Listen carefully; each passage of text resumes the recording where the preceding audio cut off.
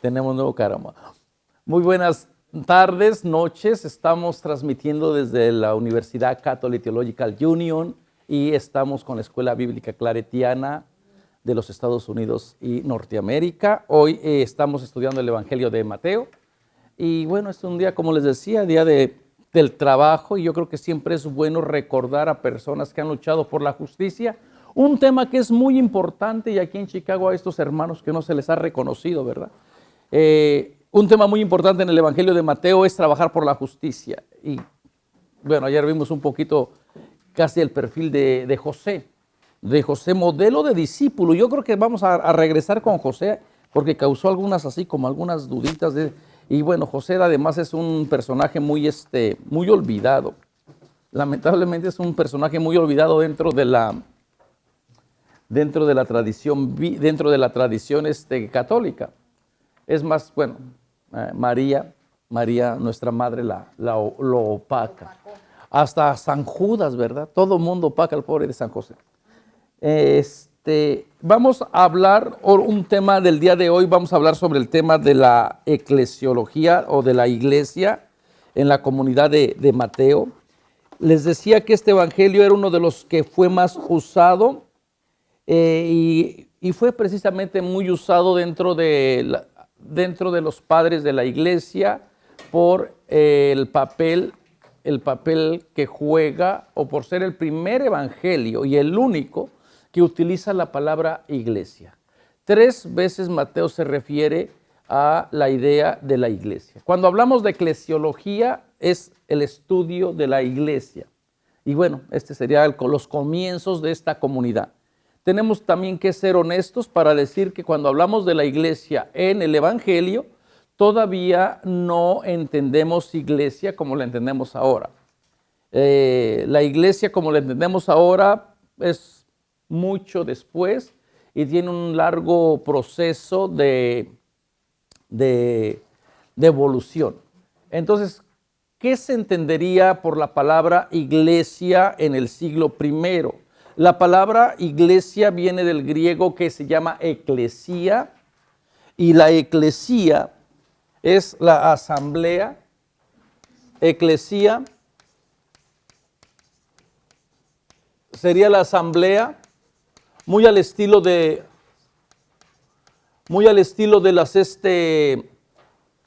las organizaciones civiles griegas.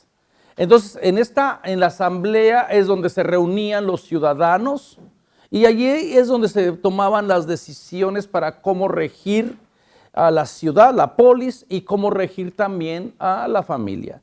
Entonces, sería la reunión de gente, muy parecida a la idea que se tenía de la sinagoga. La reunión de las personas es lo que formaba la comunidad.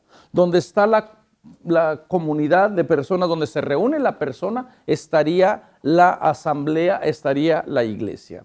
Entonces, esta idea es que tendríamos que retomar, ¿no? Entonces, como les decía, Mateo es el único que nos dice 3 veces, o que utiliza la palabra de eclesía 3 veces, allí en el 16, 18 y en el 18, 17, y también habla de esta idea de eclesía por medio de las parábolas que se pueden llamar parábolas eclesiales, que tiene que ver con la manera de las parábolas que tienen que ver cómo organizar la comunidad de Mateo, ¿no? Por ejemplo, la parábola del trigo y de la cizaña, cómo es que vive la comunidad dentro de estas ambigüedades del bien y del mal. Y la parábola de la red. Estas parábolas nos relatan de alguna manera el tipo de eclesía o de iglesia que soñaba Mateo. Y ahorita nada más vamos a ir rápidamente acerca de este término de la iglesia. En algún momentito vamos a estudiarlo a más profundo, porque es uno de los temas principalmente únicos de este evangelio. Y así como estamos tratando de rescatar la teología que es propia de cada evangelio, de este evangelio pues vamos a resaltar el tema de la iglesia en el evangelio de Mateo, y también vamos a rescatar lo que es único de este evangelio, que sería la figura de Pedro. Pedro juega un papel muy importante, parece que juega un papel muy importante en el Evangelio, y esos son los temas que vamos a ir viendo en el transcurso de la semana. Entonces, la iglesia aparece también allí en los discursos y otros pasajes de contenido eclesiológico. Por ejemplo, aparece en los capítulos 5 y 7, que es el primer discurso sobre las bienaventuranzas, y allí se menciona sobre el espíritu y las exigencias del reino de los cielos. De alguna manera tiene que ver también con la forma de organizarse y la forma de pertenecer a este grupo que se ha juntado en torno a la figura de Jesús, o utilizando el texto, que ha estado sentado en torno al monte, a la montaña. Así como la comunidad del Éxodo se reunía en torno a la montaña para formarse, para escuchar la instrucción, así también la comunidad de Mateo en torno al nuevo Moisés, representado ahora en Jesús, se reúne en torno a la montaña, se sienta para escuchar las exigencias del reino. Uno puede decir, qué bonitas bienaventuranzas, y de verdad son muy preciosas. Pero después también tiene que ver a qué conlleva escuchar estas bienaventuranzas, o cuáles son las exigencias que espera Mateo de la comunidad que se sentó a escuchar estas bienaventuranzas. Porque esto es justamente lo que sucede cuando uno escucha palabras de liberación. A veces nos pueden espantar, nos puede dar miedo, porque las palabras que uno escucha tienen un efecto. Se hacen cosas con palabras. No nos puede dejar indiferente a las personas que trabajamos con las palabras. Tiene que haber un efecto. Y bueno, escuchas una idea, y si realmente le dejas que esa idea o ese pensamiento, que puede ser provocativo, puede ser de que te rete, lo dejas que entre, pues te puede quitar a veces el sueño. Piensen cuando tienen un problema, están piense y piense. ¿Por qué no dejan el pensamiento? A ver, abres el buró, lo dejas allí y te duermes tranquilamente. Eso sería lo ideal. Bueno, cuando estamos hablando de pensamientos que para nosotros es importante, por ejemplo, cuestión de fe, que tú dices, es que yo no había visto esto, o no me habían enseñado de esta manera. Entonces las bienaventuranzas a esta gente que posiblemente nunca se le había permitido acercarse a experimentar a Dios de una manera personal, Jesús las ve con compasión y les enseña muchas cosas porque andan como ovejas sin pastor. Y lo que está enseñando Jesús, fíjense, tiene toda una tradición profética. Los profetas también hablaban de la justicia, de los que sufren, de los que lloran. Pero como que Mateo fue seleccionando y fue también demostrando cómo este Dios se va a hacer presente una vez más en la vida de la comunidad. Y también, claro, va a invitar a la comunidad a cambiar, a dar opciones, ¿no? Por eso, una vez que se escucha la bienaventuranza, también vienen las buenas obras, la misericordia, la veracidad en el diálogo, la fidelidad conyugal, la limosna, la oración y el ayuno. Todas estas son las características que van a marcar al futuro o a la futura discípula, al hombre y a la mujer que quiera darle su fidelidad y su lealtad. Por eso les decía que el mensaje de Jesús, como nos lo presenta Mateo, no deja a nadie indiferente, o se acepta o se rechaza. Y después otro texto que tiene que ver también con la función de la comunidad, de la iglesia, lo encontramos en el capítulo 10. Y allí prácticamente todo el capítulo 10 es lo que se pregona acerca del reino de Dios, la misión. Y justamente también en el capítulo 10 encontramos o nos refleja el problema que tiene la comunidad de Mateo en abrirse a otra gente. Es en el capítulo 10 donde vamos a encontrar aquel dicho de solamente a la oveja perdida, descarriada del pueblo de Israel. A estas alturas, acuérdense que les dije el día de ayer que es muy probable que la comunidad está sufriendo divisiones desde el punto de vista interno. Un grupo quiere abrirse a la propuesta de Jesús y salir a misionar, a ser discípulos del reino a otra gente, y otra gente, otro grupo de la misma comunidad parece que opina que mejor hay que primero recobrar la identidad del pueblo, primero hay que comenzar con los de casa, y como que esta decisión, o nos abrimos o primeramente o nos cerramos, la comunidad la tiene que resolver. En algunos textos, les decía, como en el capítulo 10, la iglesia, la comunidad, vive con estos dilemas. O se abre o se cierra en cuestión de llevar el mensaje de Jesús. Incluso algunos textos van a presentar a Jesús diciendo solamente a la oveja extraviada del pueblo de Israel. Como que para alguna comunidad de Mateo, para algunos miembros, veían a Jesús como el que iba a renovar nuevamente al pueblo de Israel. Si Jesús es el rey davídico, entonces se espera que Jesús venga a renovar, a sustituir a las 12 tribus de Israel. Y parece ser que otra gente dice no, vamos a ir más lejos, porque si nos quedamos solamente con esta identidad de querer ser el nuevo pueblo o formar a la comunidad, a las 12 tribus de Israel, entonces mucha gente se va a quedar sin el anuncio. Y ya al final del Evangelio, en las historias post-pascuales, tenemos a un Cristo totalmente glorificado que dice que todo poder se le ha dado en el cielo y en la tierra, y el gran envío es vayan a todas las naciones. Con eso prácticamente la comunidad decidió abrirse, y bueno, estas decisiones muy probablemente causaron dolor en los que querían seguir siendo el pueblo de Israel.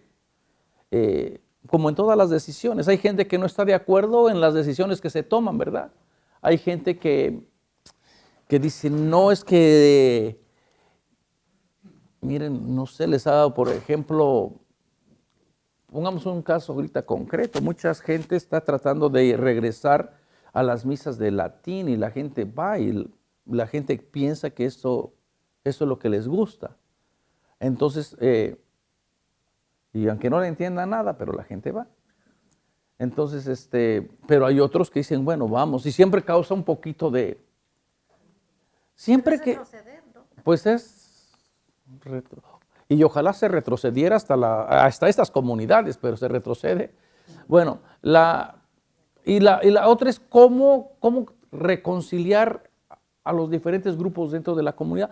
Mateo va a ser como un espejo que nos ayude a reflejarnos cómo estamos viviendo nuestra relación con Jesús, y también cómo reconciliamos personas de experiencias diferentes, personas que mejor quieren seguir con sus mismas prácticas y que no se quieren abrir a la acción del Espíritu. Porque abrirse a la acción del Espíritu, el Espíritu tiene esa cualidad de que reacomoda a todo.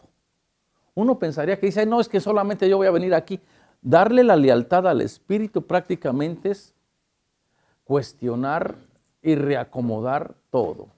Entonces, ¿por la comodidad también, padre?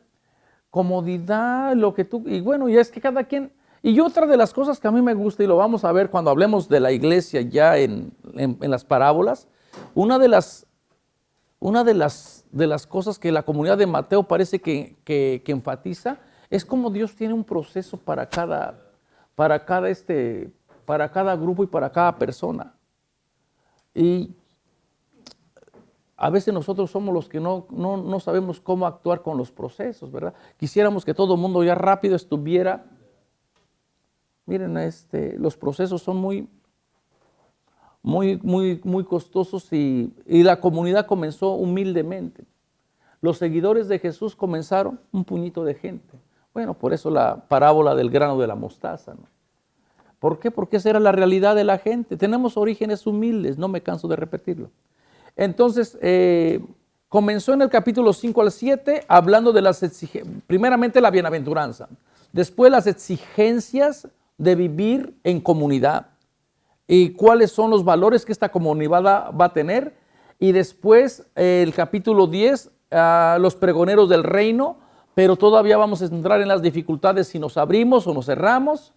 Y luego en el capítulo 13 es el crecimiento del reino. Y en este sentido, en el capítulo 13, y la naturaleza mezclada de la iglesia, ¿cómo uno pensaría que la iglesia ya estaba todo resuelta? No, también tiene un aspecto humano donde también va a haber estas luchas de poder, y donde quiera que existan grupos de personas, allí vamos a encontrar dificultad. Y muchas veces las dificultades se vuelven más agudas, más difíciles dentro de la iglesia, porque uno no esperaría que se va a encontrar tanta injusticia. Uno esperaría que la injusticia se le encontrara afuera, en otra gente que se mueve con otros valores, pero cuando ya como comunidad se ha hecho una opción por vivir de acuerdo al plan de las bienaventuranzas, se ha hecho una opción por trabajar la misericordia, la justicia, y de pronto dentro de la misma comunidad lo que reina es injusticia, es la hipocresía. Pues la gente se pregunta, ¿en dónde me metí? ¿Por qué llegué aquí? Porque también la iglesia tiene este otro aspecto del aspecto humano. El aspecto humano, los ideales son muy amplios, muy elevados, pero la realidad es que está compuesta por seres humanos y también a veces estorbamos a la acción liberadora de Dios. A veces somos el principal obstáculo.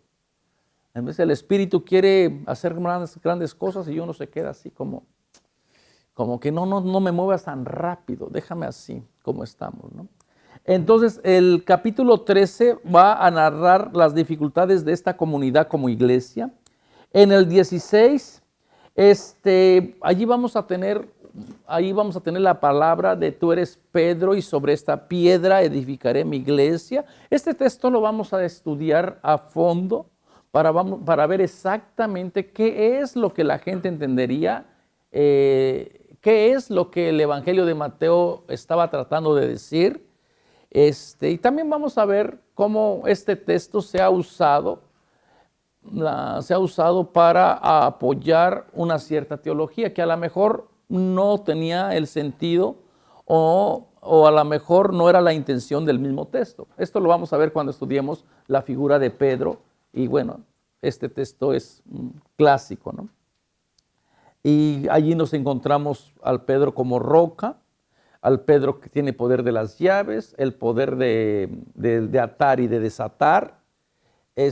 Pues son grandes cualidades que una persona tiene, ¿verdad? Y bueno, vamos a ver ese texto cuando lleguemos allí. Y en el capítulo 18 también vamos a encontrar, miren, vamos a encontrar cómo se organiza la comunidad. Ni Jesús, ni Pablo, ni los grandes seguidores, iniciadores del movimiento de Jesús tuvieron la oportunidad de organizar la comunidad. ¿Por qué? Porque el tiempo fue muy corto. Y además creían verdaderamente que Jesús iba a regresar en cualquier momento. Y si Jesús va a regresar, en cualquier momento, ¿para qué me preocupo? ¿Para qué me preocupo de a ver quién es el dueño de la casa o quién manda en la casa? Si Jesús va a regresar en cualquier momento, ¿para qué me preocupo de trabajar? Esta va a ser la comunidad que se va a encontrar Pablo, por ejemplo, en Tesalónica, donde mucha gente va a decir, bueno, si Jesús va a venir mañana, ni modo que me voy a preocupar por tener mi cuenta en el banco gorda. Todo se va a quedar, no se van a llevar nada. Entonces, a Jesús no le da tiempo de organizar. Él empieza un movimiento de concientización, de querer luchar por la justicia, pero la comunidad va a tener que poco a poco irse organizando y se va a ir dando cuenta también que a lo mejor no estaban bien claros en sus seguimientos. a lo mejor unos entendían una cosa que se contraponía con los valores que Jesús tenía. Esto lo vamos a ver en el capítulo 18. Cuando comenzó la comunidad a organizarse, bueno, ¿y qué hacemos si Jesús todavía no llega? ¿Qué hacemos mientras alguien peca, cuando se crean divisiones? ¿Cómo nos perdonamos? ¿Cómo sanamos? ¿Qué parámetros tener para examinarnos y para vivir una vida de acuerdo a los valores de Jesús? Entonces allí en el capítulo 18 ya se empiezan a dar, 18 y 19, se empiezan a dar algunas directrices para cómo actuar cuando la comunidad está reunida como iglesia. ¿Qué hacer con los del divorcio? ¿Se puede la gente divorciar o no se puede la gente divorciar? ¿Y qué hacen los que no estén casados? Bueno, Pablo también se va a encontrar estas mismas preocupaciones en la carta a los Corintios, en el capítulo 7, donde la gente le pregunta, y bueno, si va a venir el Señor, ¿pero qué hacemos? Y Pablo les va a decir que cada uno se quede en el orden en que fue llamado. Fuiste llamado estando soltero, quédate soltero. Fuiste llamado estando casado, quédate casado. Fuiste llamado siendo esclavo. Fíjense que lo que... La traducción se puede traducir, el texto se puede traducir desde el punto de vista gramatical. No te importe, aunque si tienes la oportunidad de ser libre, aprovecha la oportunidad. Y la otra puede ser también, no te importe, aunque si tienes la oportunidad de ser libre, quédate como esclavo. Y bueno, muchos han interpretado ese texto como una manera de decirle al esclavo que se quede como esclavo. Es para, bueno, dime, mamita. ¿Con qué no estás de acuerdo, mamita? En eso de que quedarse uno como esclavo. Acuérdate en el contexto de Pablo. La gente cree que Jesús va a venir mañana. Tienen que meterse en esta idea. Nosotros ya no tenemos ese contexto. Y la otra cosa, para que no vayan en contra de Pablo, hay personas que creemos que dice, si con los esclavos, si te llamaron siendo esclavo, no te importe, aunque tienes la oportunidad de ser libre, aprovéchala. Porque recuerden que la esclavitud era una institución.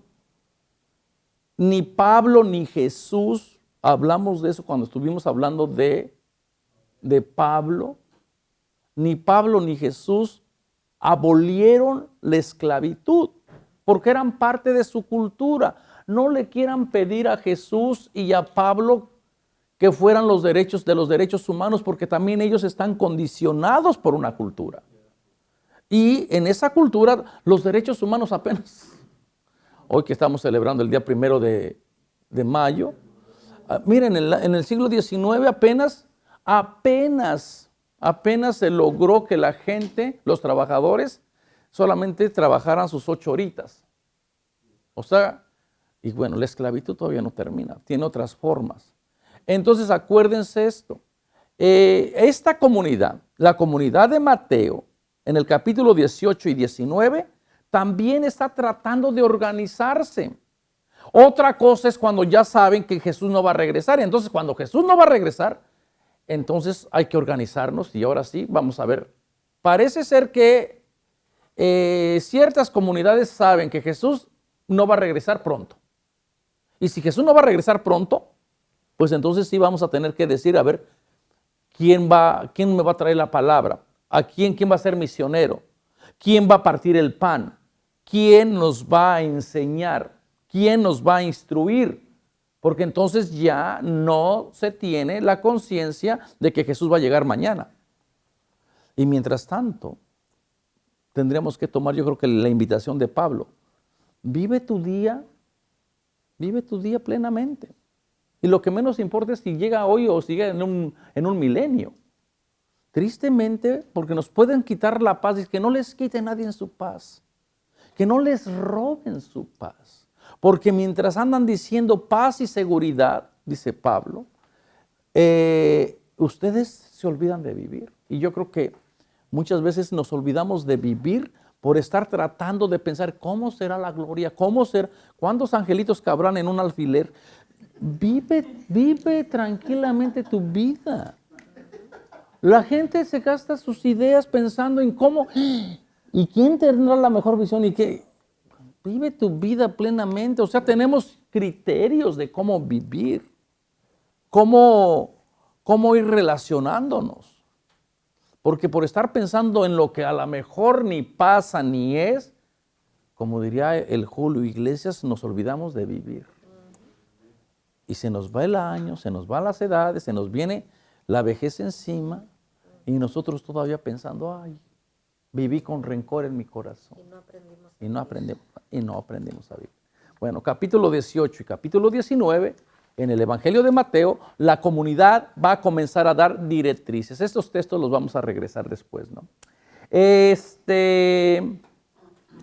Y fíjense, y a pesar de que este evangelio es el que habla de la iglesia, a estas alturas todavía no hay orden jerárquico, no menciona clases jerárquicas ni títulos. Incluso este evangelio dice, no le llamen a nadie padre, no le llamen a nadie maestro. ¿Se acuerdan todos esos dichos?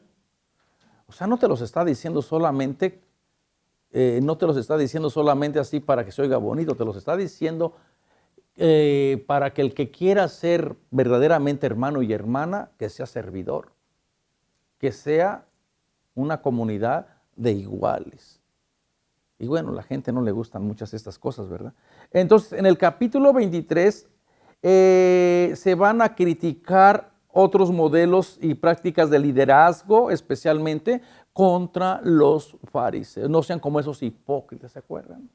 Que hacen esto, que hacen lo otro. La comunidad de Jesús, una de las características de la comunidad de Jesús tiene que ser diferente. Por eso hablábamos ayer que tenían que ser la sal de la tierra, la luz del mundo.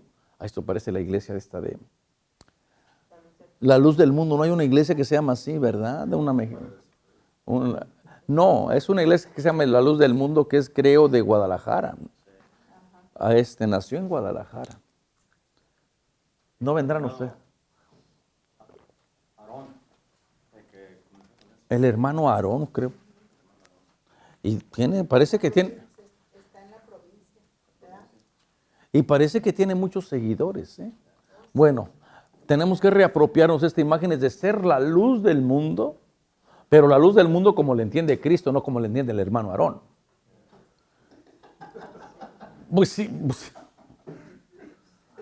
Por eso es que a veces la gente, pues sí, pero como los criterios de ser luz.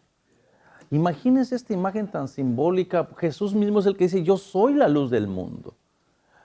Haciendo mención a toda la imagen del Dios que hablaba en el fuego, del Dios del Éxodo, cuando la columna de fuego iba guiando al pueblo de Israel. Y de pronto que dice, ustedes comparten esa luz. El aspecto divino de la humanidad de alguna manera está allí metido, ¿no? O haciendo mención al Salmo 38, creo, donde dice, en tu luz, Señor, nos haces ver la luz. La persona que se acerca a la luz, camina en la luz, va a decir Juan. Comparte la luz. Y claro, si no te acercas a la luz, pues te quedas en la oscuridad, con esas imágenes, ¿no? Entonces, en el capítulo 28, 24 y 25, la comunidad o la iglesia va a tener la necesidad de vigilar. La iglesia no debe de enfriarse ni acomodarse. La comunidad de Mateo es una iglesia que debe de estar atenta, porque le puede pensar de que no es que yo ya profesé al Señor como Señor. Y Mateo les va a decir, no todo el que me diga Señor, Señor. Yo les aseguro que muchos vendrán en mi nombre y decir, Señor, pero si no comimos contigo, si no predicamos tú, yo no los conozco. ¿Por qué? Entonces hay que estar atentas como las vírgenes, con su lámpara encendida. Hay que estar atentos como esta comunidad no debe de enfriarse ni acomodarse al sistema. Porque una vez que se enfría y se acomoda al sistema, pues ya no es luz del mundo. Entonces ya es otra organización civil como las organizaciones que había en el mundo grecorromano. como las otras organizaciones donde ya no tenían esta peculiaridad de seguir los valores o el Evangelio de Jesús. Y yo creo que esto también tendría que ser una fuerte invitación para decir, no queremos una iglesia que se acomode o que se... Pero nuestras iglesias yo creo que no están acomodadas, ¿verdad? Súper acomodadísimo.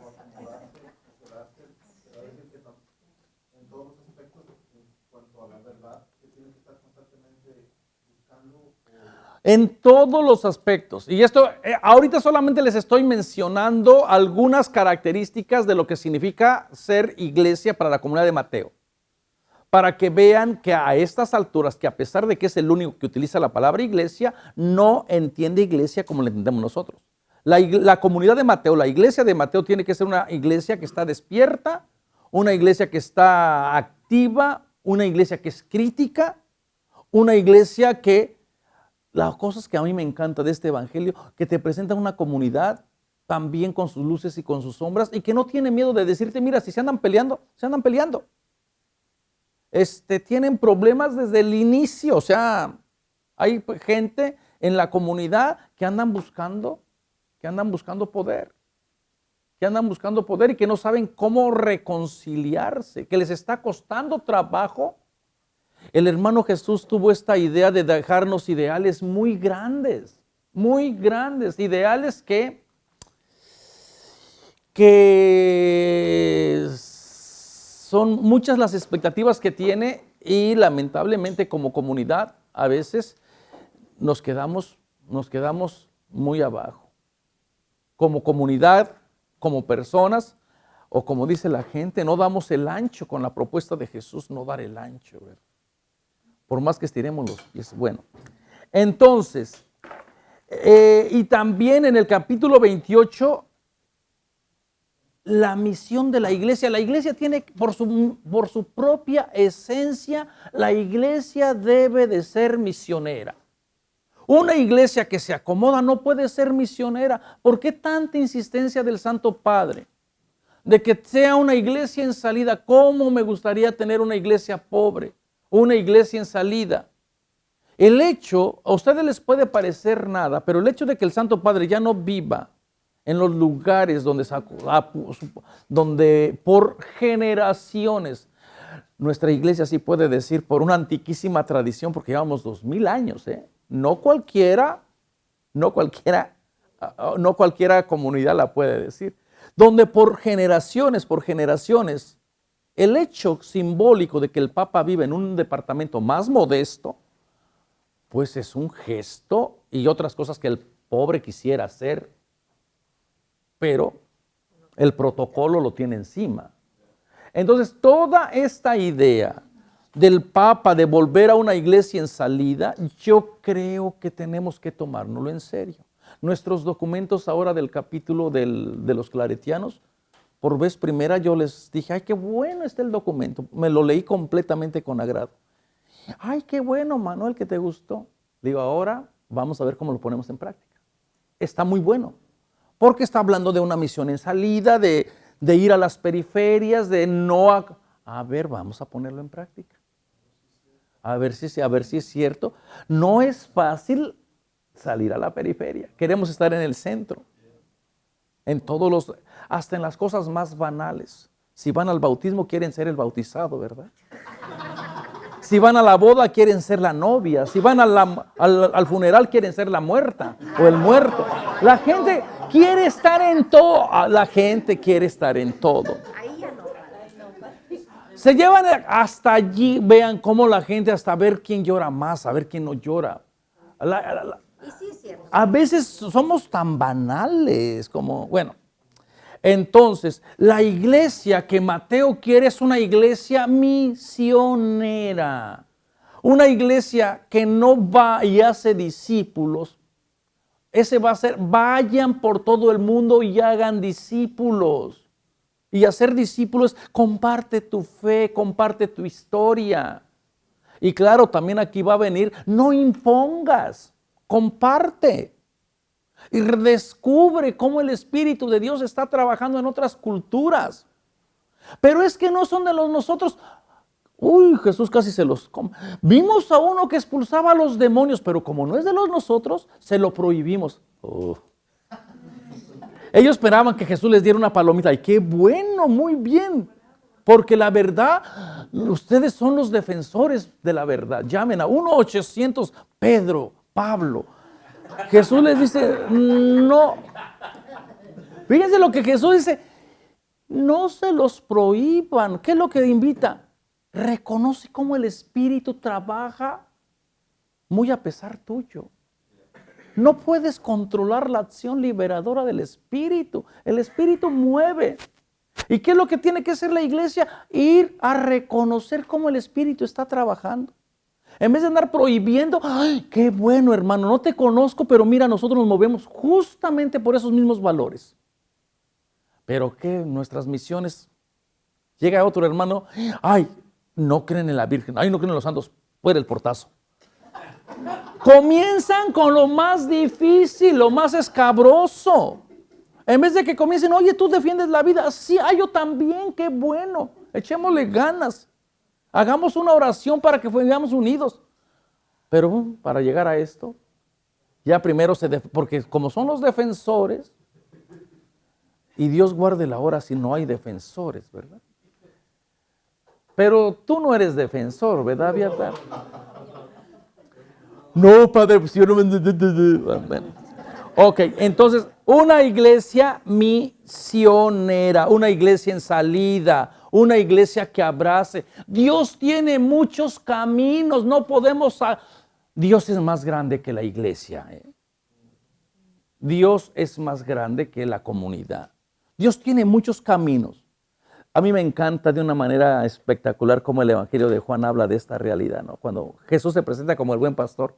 Yo soy el buen pastor para este pueblo, para el pueblo de Israel, pero tengo otras ovejas. Tengo otras ovejas que también a ellas les voy a llevar mi mensaje. Yo tengo otras ovejas. Y ni modo que le va a decir no. Manda a correr esas ovejas. O ella soy yo. O es ella más que yo. No, aquí no. La idea entonces de la iglesia misionera que tiene que ir a compartir y hablar de la experiencia. Y si pusiéramos en práctica esto, no cometeríamos abuso en cuestión de conquistas. Porque siempre las conquistas tienen un lado de religión. Siempre mi Dios es más bueno que el tuyo, mi Dios es más poderoso. Y esos dioses son ídolos y aquí te pongo la verdadera cruz. Este sí es el verdadero Dios. Pero si nosotros nos moviéramos, ay, mira, se está abriendo una puerta. Ay, es Rosita. Ay, ay, es que no vi más que yo me iba grabando hacia frío. Ay,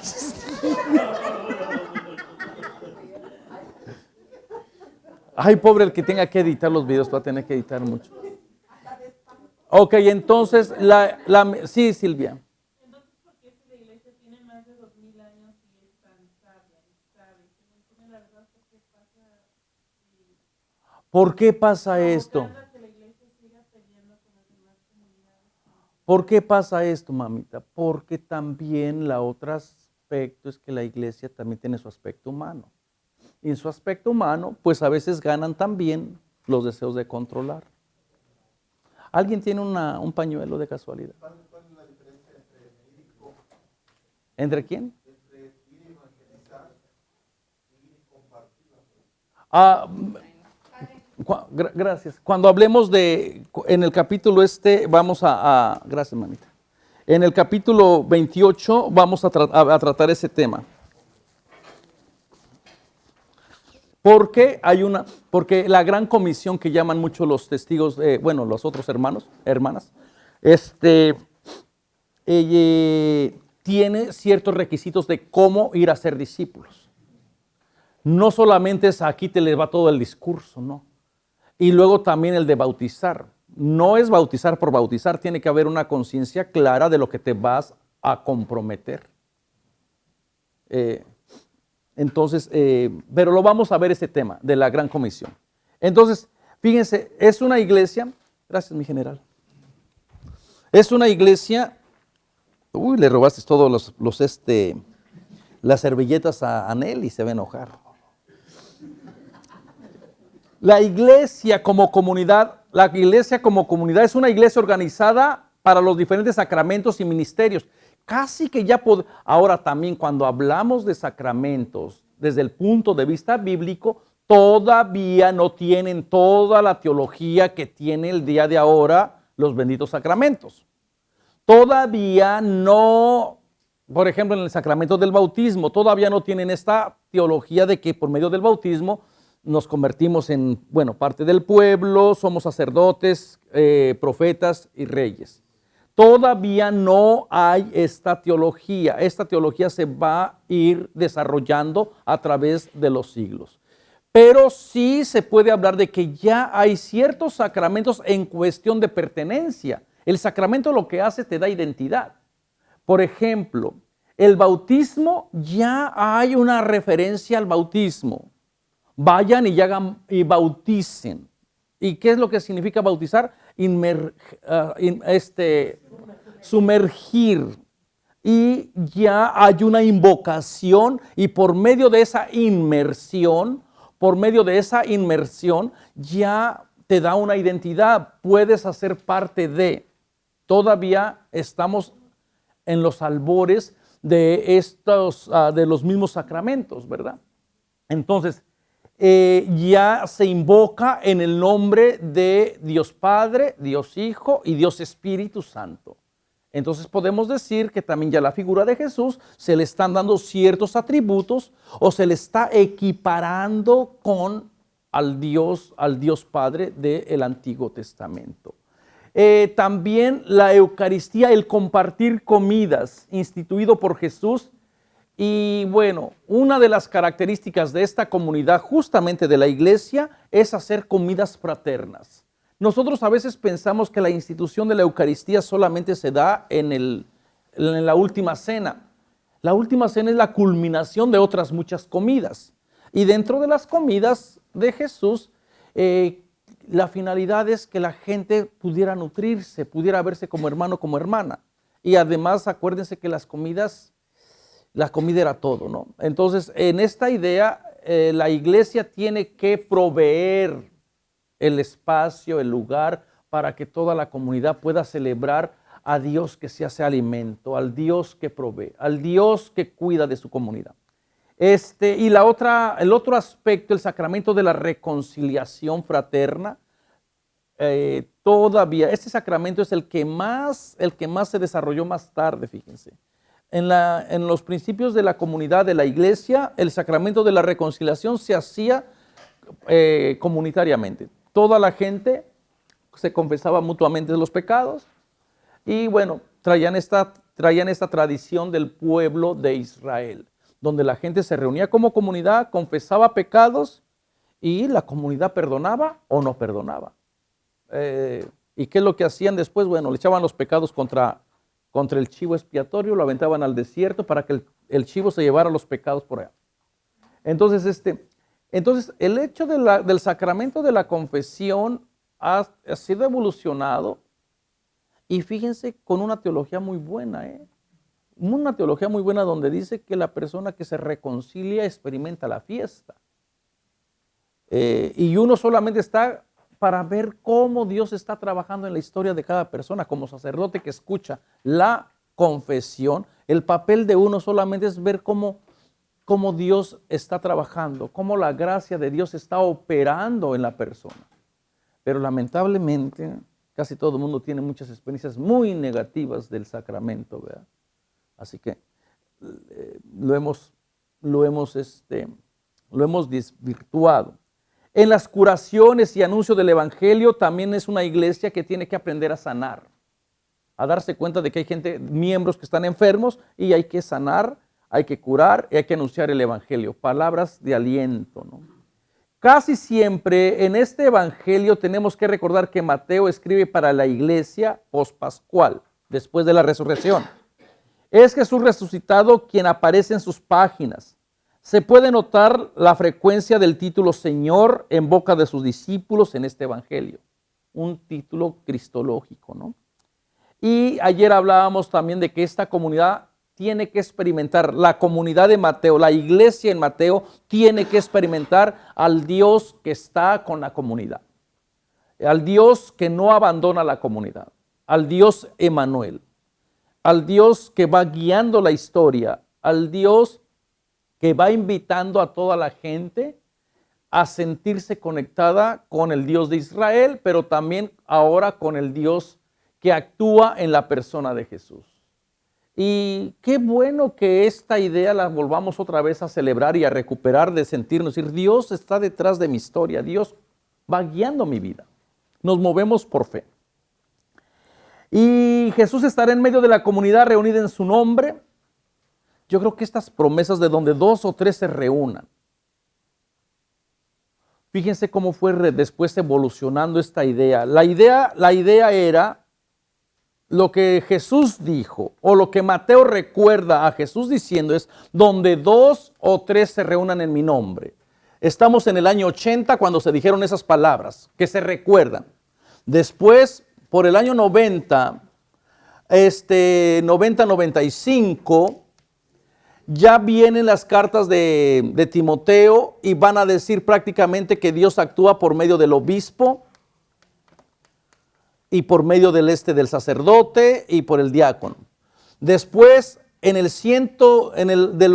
año 100, más o menos 120 al 140, un señor va a decir, donde está el obispo, está la iglesia.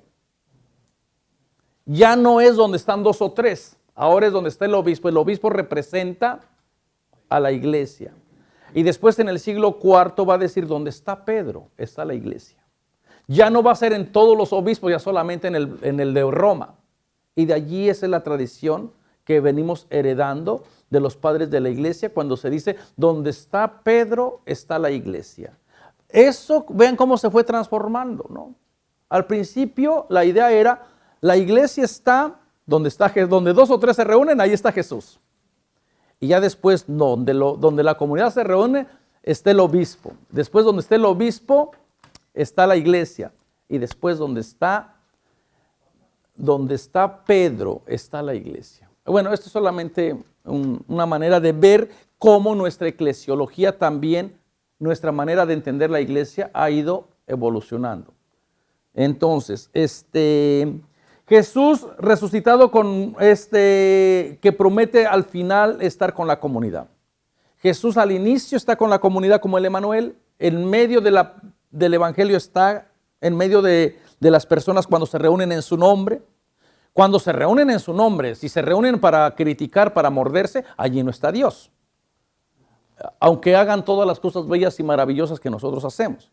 Pero si se reúnen en el nombre de Jesús, nos reunimos en el nombre de Jesús, sin nuestra misión, nuestro centro, nuestra motivación es Jesús, entonces podemos pensar que Jesús está allí. ¿Alguna pregunta que tengan? Ahorita solamente les mencioné a grandes rasgos algunas características de la iglesia, porque ese es un tema que lo vamos a estudiar más a fondo. ¿Alguna pregunta que no haya quedado clara?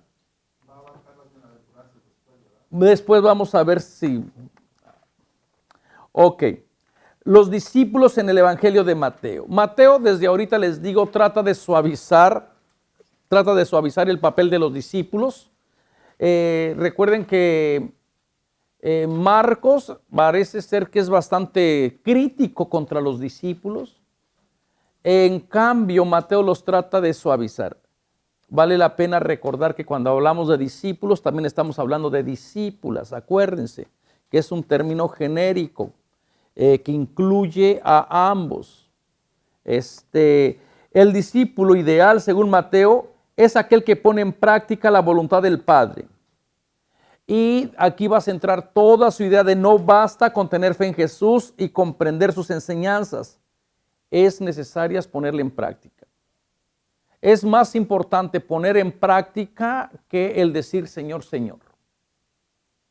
Y yo creo que desde aquí te va a comenzar a invitar a ver cómo Dios está guiando a esta comunidad.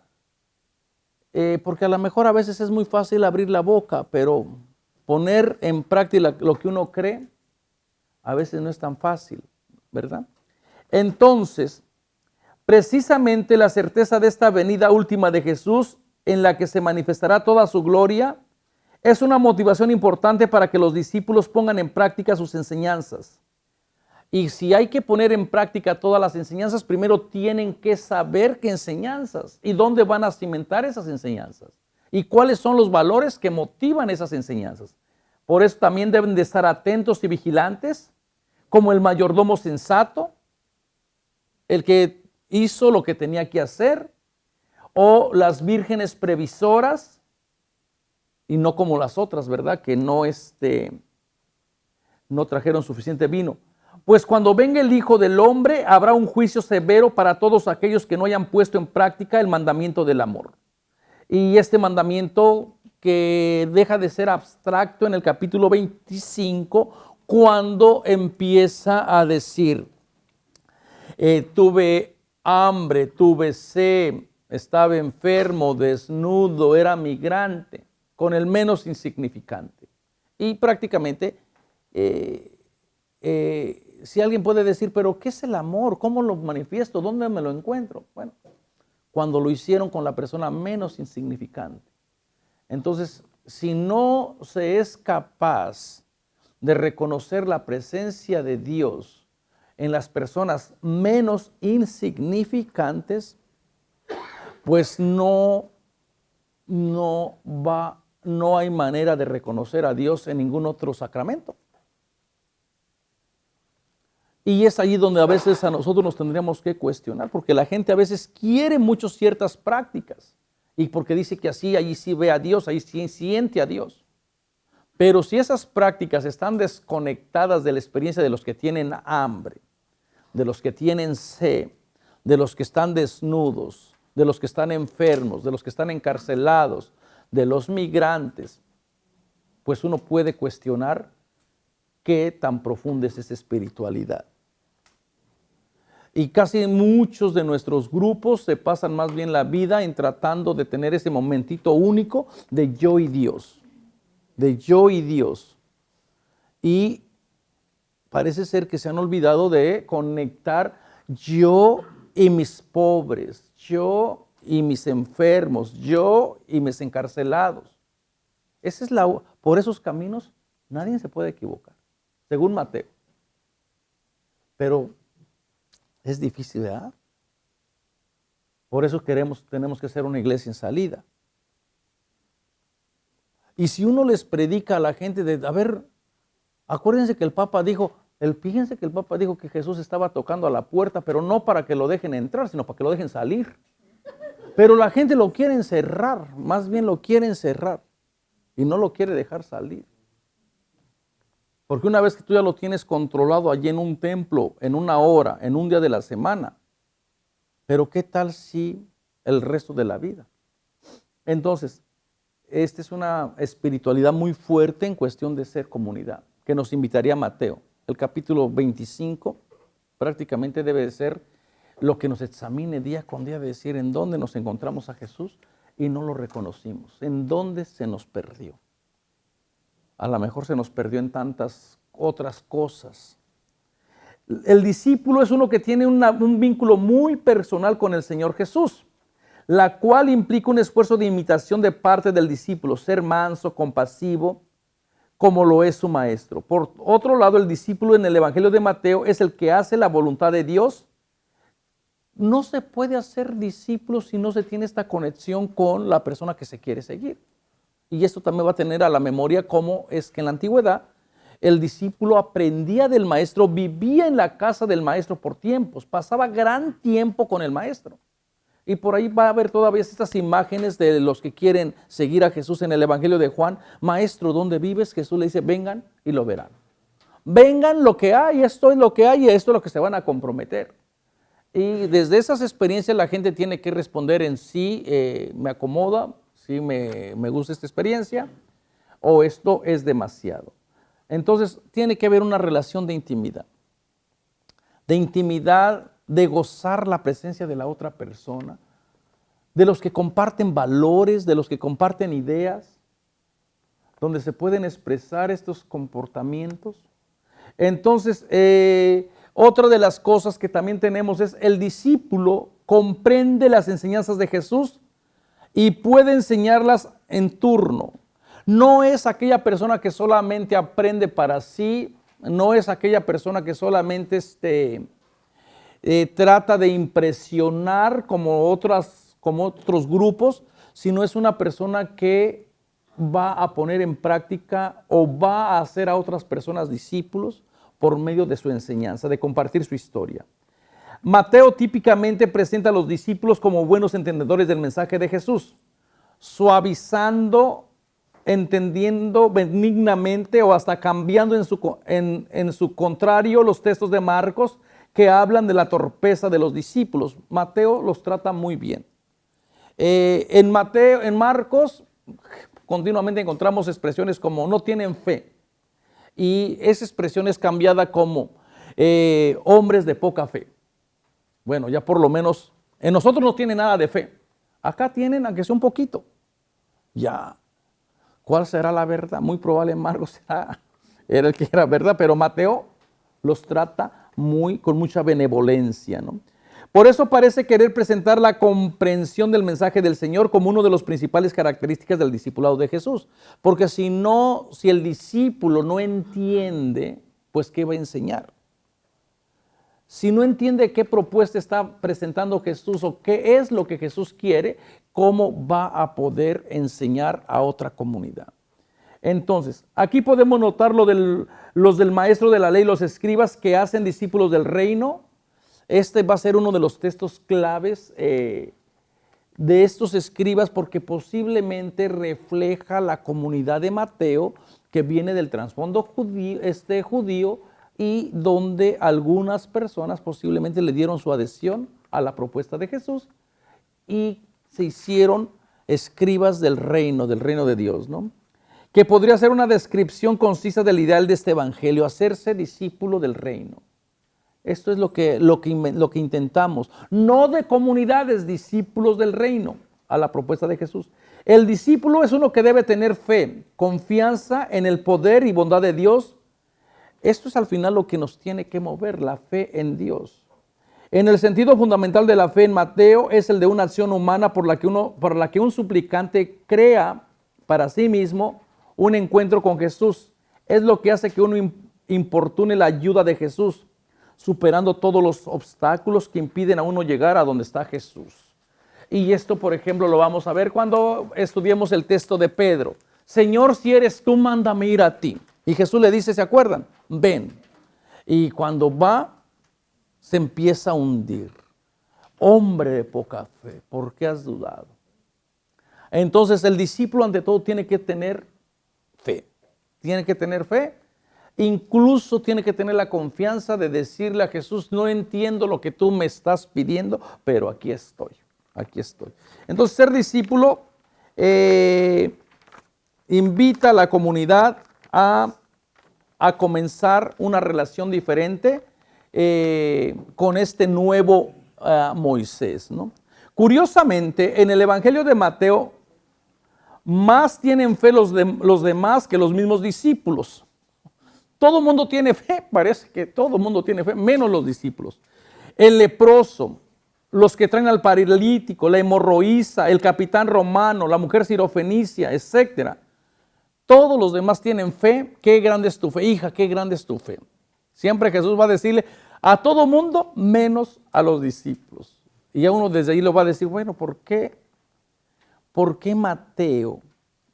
¿Por qué Mateo, a pesar de que suavizó los textos de Marcos, por qué no les dio estas características tan bonitas que Jesús les da? Por ejemplo, viendo la fe de aquellos que hicieron el boquete, ¿se acuerdan? Jesús le dijo, qué fe, grande es tu fe, por lo que han hecho, que se te dé el milagro. O con la sirofenicia, cuando le empieza a decir de los perritos que comen las migajas. Mujer, grande es tu fe, por lo que has dicho, que se te haga el milagro. O con la hemorroísa, si tan solo logro tocar el manto del Señor, quedaré sana. Y cuando Jesús pregunta quién me tocó, y la mujer dice, fui yo. Mujer, qué grande es tu fe. O con el centurión que le pide que le vaya a sanar a su siervo para no entrar en problemas de otros tipos. A su siervo que le dice, no es necesario que vengas porque yo también tengo gente bajo mi orden. Le digo a uno, ven, él viene, al otro ve y él va. Y cuando Jesús escuchó aquel, les aseguro que ninguna parte de Israel, o sea, no es cualquier cosa, he encontrado la fe que le he encontrado en este pagano. Qué grande es tu fe. Y todo el mundo parece que ser que los otros son los que tienen la fe, menos los discípulos. Y con esto casi que Mateo le está dando la razón a Marcos para decir, no es fácil ser discípulos de Jesús. No es fácil. Nunca ha sido fácil ser discípulo de Jesús. Uno puede pensar de que es discípulo, sí, pues así como nos han enseñado. Pero ¿será esto lo que exige el ser discípulo del evangelio, del reinado? Yo creo que hay otros valores que podemos ir viendo, ¿no? Los discípulos son frecuentemente descritos como oligopistos, gente de poca fe, y ahí les pongo todos los textos.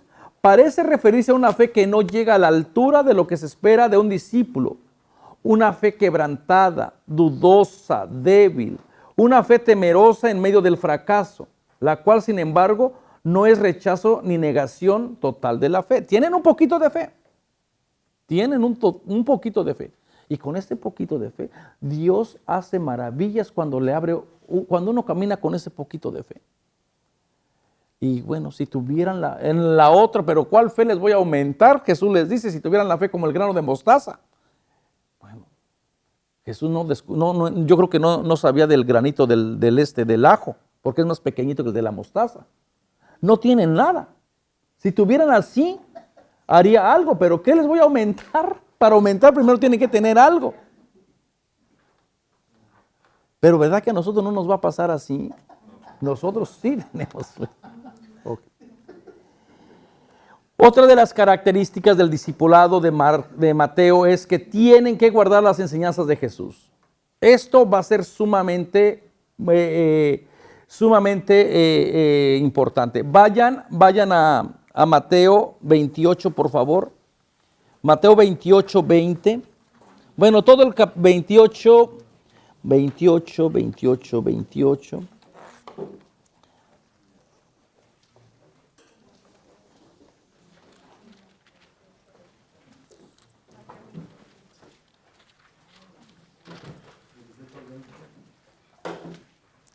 Mateo 28, 20.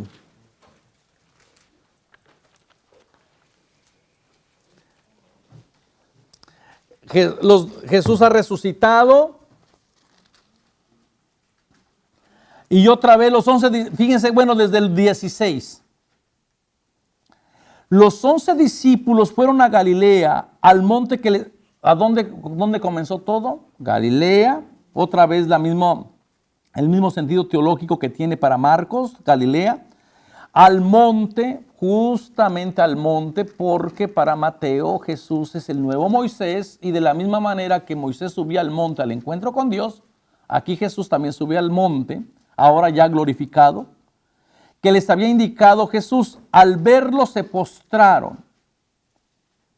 O sea, pero algunos dudaron. Fíjense, todavía están viendo y bueno, son los discípulos. Jesús se acercó y les habló. Me ha concedido plena autoridad en el cielo y en la tierra. ¿Quién le ha concedido toda la autoridad en el cielo y en la tierra? Dios, porque acuérdense que les he dicho que el divino pasivo en el griego. Las oraciones que están en pasivo no tienen sujeto, pero para la cultura griega es la divinidad. Dios me ha concedido plena autoridad en el cielo y en la tierra.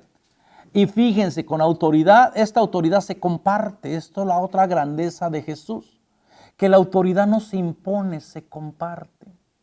Esta es una manera de decir, bueno, no, la persona que tiene plena autoridad, el señorío de Jesús es el señorío porque justamente lo comparte con toda la gente. Y luego dice, vayan y vayan a misionar y hagan discípulos entre todos los pueblos.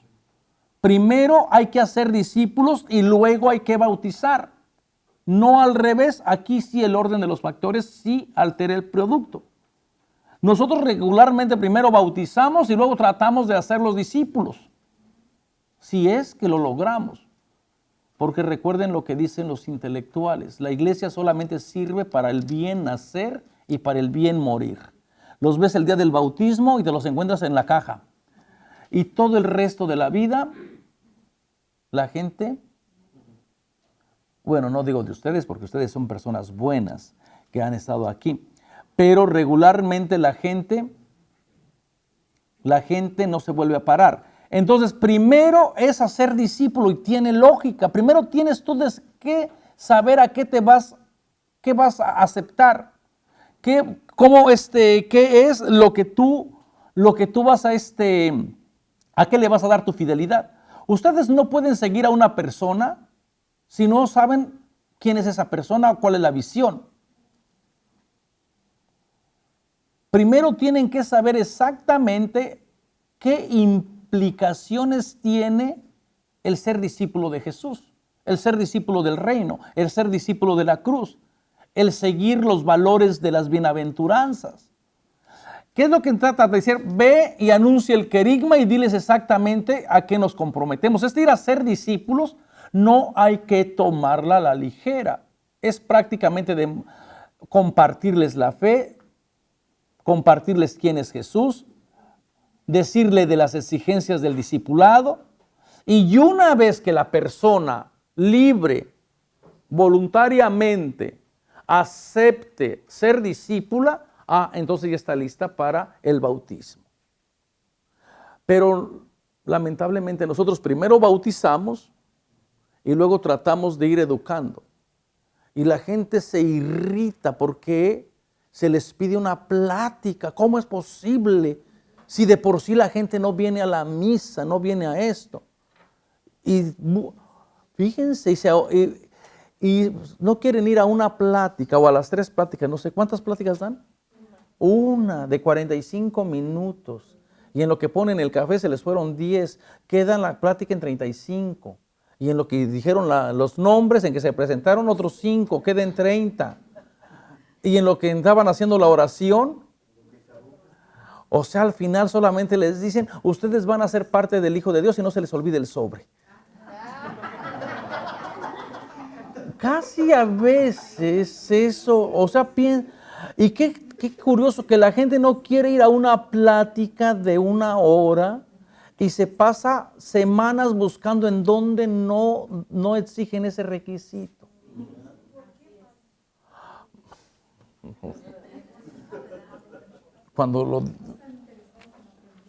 ¿Por qué?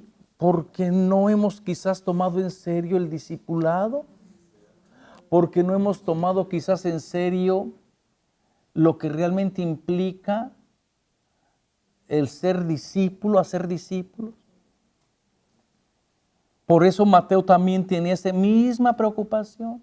Pero ¿cómo es que no? Si yo ya sé quién es Jesús. Y Mateo les va a decir, no todo el que me diga Señor, Señor, va a entrar en el reino de los cielos. Parece que también sea por ignorancia, porque cuando uno va a la oficina de la parroquia dice, el requisito para esto es, entonces se ve como obligado, ya nadie le gusta que lo obligue. Pues podrá ser por lo que yo creo que no hemos tomado en serio. Yo creo que no hemos tomado en serio nuestro discipulado. Y la otra cosa es que damos por hecho de que la iglesia tampoco ha tomado su papel de ser evangelizador. Y uno lo quiere hacer y la gente no quiere que se le evangelice. Hay resistencia. Cuando uno quiere de verdad uno quiere tomar en serio de educarle, de madurar la fe. Yo aquí nunca les estoy diciendo que no crean. Yo les estoy diciendo maduren su fe. Maduren su fe. Pero la gente a veces está más acostumbrada, así como dice Vladimir, ¿y ahora qué me vas a dejar? Es que a mí así me educaron. Yo te doy, no, madura tu fe. Pero entonces el requisito del discipulado. Mateo también se encontró con esa experiencia. Y por eso nos dice esos dichos de que no todo el que me diga Señor, Señor. Y luego más, dice, muchos vendrán y van a llorar cuando vean al Padre Abraham, cuando vean al Hijo del Hombre. Y a mucha gente que venga del norte, del sur, del este y del oeste y se siente con Abraham, con los profetas. Como que Jesús dice, les voy a dar una probadita para que... Dice, y ustedes se van a quedar fuera. Ustedes se van a quedar fuera porque el plan era para ustedes, pero rechazaron. Entonces se abre la invitación a otra gente. El discipulado hay que tomarlo seriamente. Y no es de que Jesús les esté diciendo, no, no tengan fe. Maduren su fe. Pero no queremos tomar seriamente el madurar la fe. ¿Por qué? Porque implica tiempo, implica también desaprender lo que ya hemos aprendido. Si toda nuestra vida nos hemos conformado con poquito y lo poquito nos lo han enseñado mal, entonces mejor déjame así.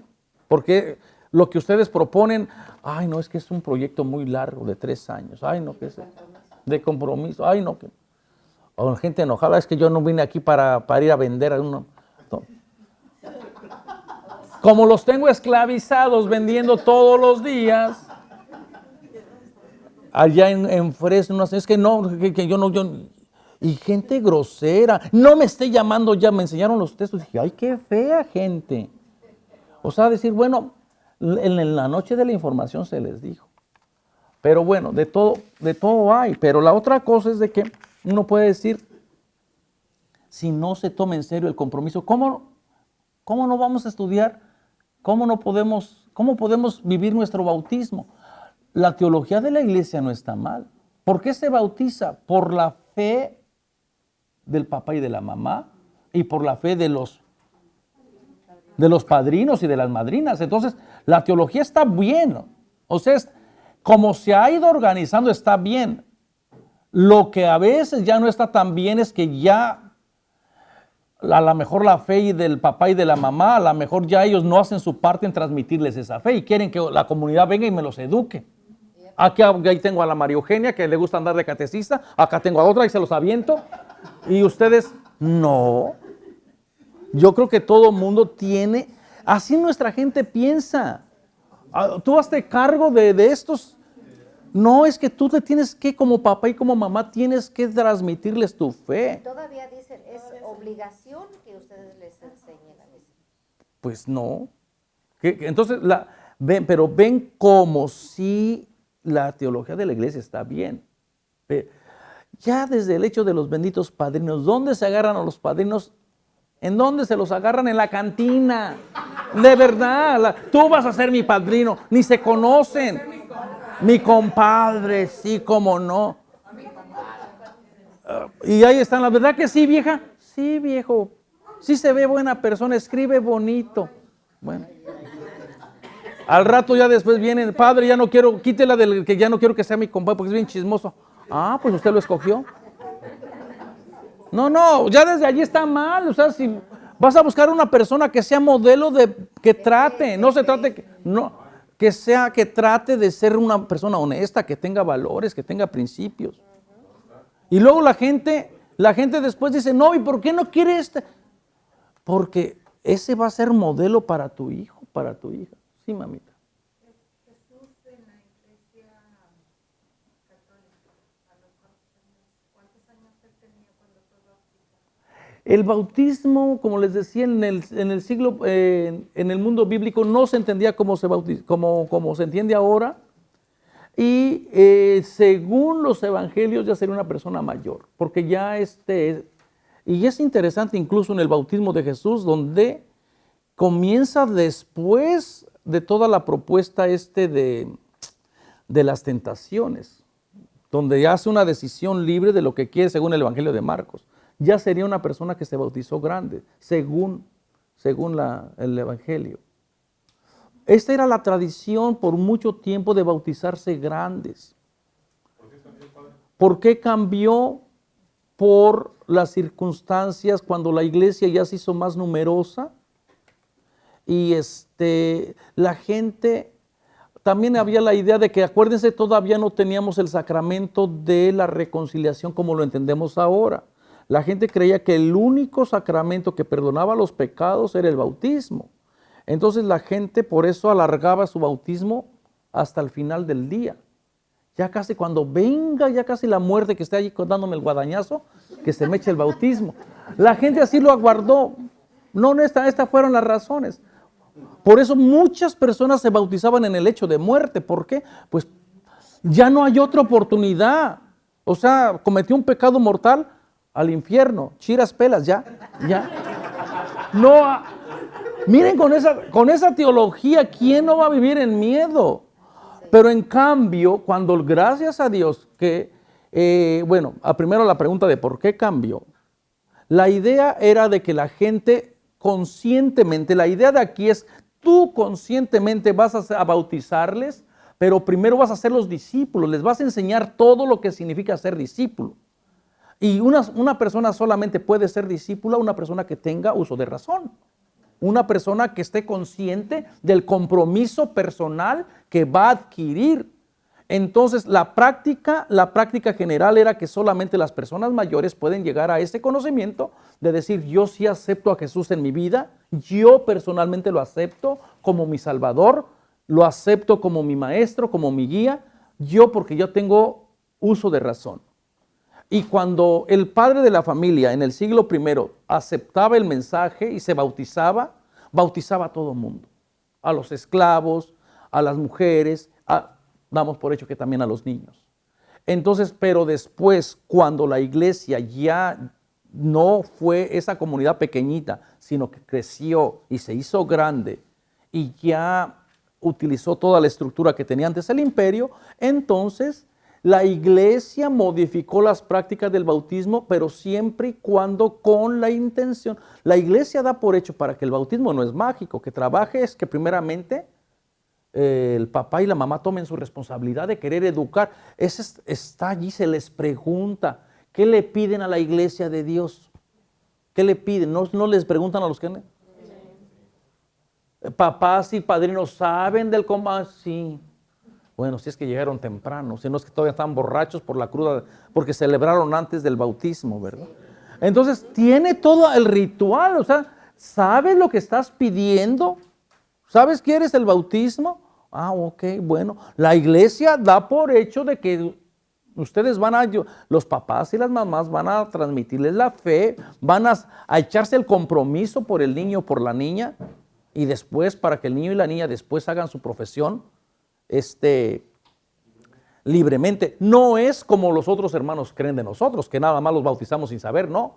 Aquí el compromiso recae en los papás y las mamás, y en los padrinos y en las madrinas. Que uno falle, esta es harina de otro costal. Bueno, entonces aquí sí, primero hay que ir a enseñar. Se tiene que tener claramente una visión del compromiso que nos vamos a echar. Sería ilógico que tú le dedicaras tu causa, tu vida a algo y no sabes a qué te vas a comprometer. Primero tienes que saber, y claro, muchas personas van a decir, no, lo que pide Jesús es mucho.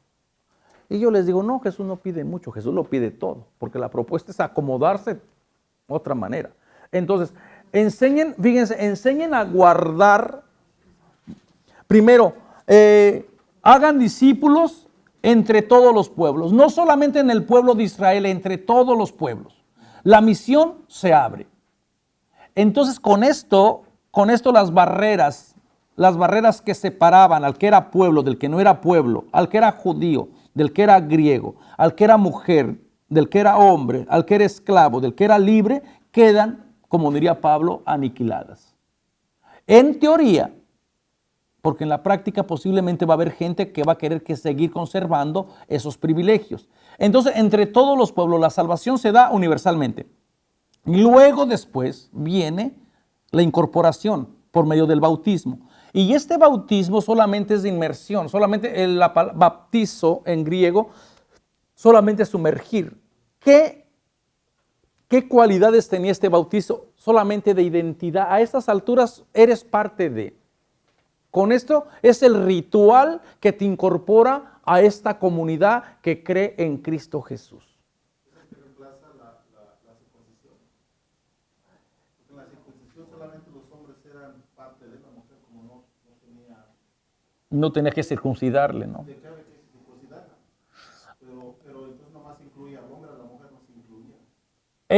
Aquí el bautismo, esta práctica sola serviría paralelo, pero tiene otras dimensiones más, más universales. Acepta a todas las personas con la experiencia de Mateo. Acepta a todas las personas, abre la propuesta de Jesús para todas las culturas y prácticamente invita a la comunidad a ser misionera y a salir de su zona de confort. Y luego consagrándolos al Padre y al Hijo y al Espíritu Santo. O sea, en el nombre del Padre, del Hijo y del Espíritu Santo se comienza la propuesta de Jesús. Y luego fíjense, y enséñenles a cumplir todo lo que yo les he mandado. ¿Cómo la enseñanza viene al final? Primero tiene que haber una decisión libre y espontánea de la persona. Y bueno, yo creo que por eso son, bueno, poniendo nuestro ejemplito aquí de la manera en que nosotros llevamos los módulos. Primero la noche de información y ya después para que nadie sepa con sorpresas de que es que yo no sabía que eran todos estos días, de que yo pensaba que era un curso de 1 año o de medio. Entonces es enseñarles a cumplir todo lo que Jesús ha mandado, es prácticamente volver a releer todo el Evangelio y ir descubriendo todas las características del discipulado que es compartido para la comunidad. Y luego, yo estaré con ustedes siempre hasta el fin del mundo o hasta los confines, la traducción, hasta los confines del mundo. Porque lamentablemente esta idea parece que se puede decir que el fin del mundo que se acaba. No es hasta el último rincón de lo que se considera mundo. Esa sería la traducción. Hasta los confines del mundo. Acuérdense que todavía no saben que existimos aquí en América nuestros ancestros, ¿no? Todavía la gente los fines del mundo, ¿dónde eran? Allá por Inglaterra, por allá estaban allá estaba el Aviatar, no el Leviatán, el monstruo marino. Todos era el mar tenebroso, el mar tenebroso, que nadie quería entrar allá. Eran los confines del mundo. Por eso es que estos pueblos eran pueblos salvajes, que a los romanos les costó mucho trabajo a toda la Britania, actualmente Inglaterra, Nueva Zelanda, Irlanda y el otro, ¿cómo se llama el otra isla? Que los Gales, ¿no? Sí, todos esos, y luego todos los países nórdicos para allá, sabían, pero ¿quién los va a someter? Bueno, entonces, la misión de la comunidad, según Mateo, es una misión abierta y es una misión que tiene que ofrecerse y la gente tiene que responder conscientemente. ¿Alguna pregunta? Bueno, vámonos al descanso y regresamos.